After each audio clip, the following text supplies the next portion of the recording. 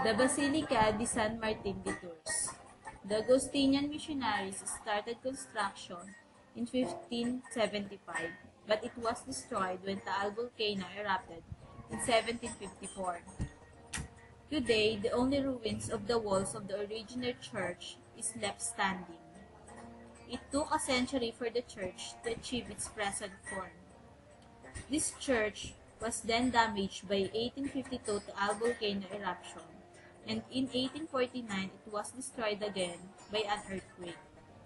Construction of the new church began in 1856 to 1865 by Father Marcos Anton, and the Spanish architect Luciano Oliver commissioned to design and manage the construction of the present church. Taal Basilica is considered as the biggest church in Philippines and in Asia.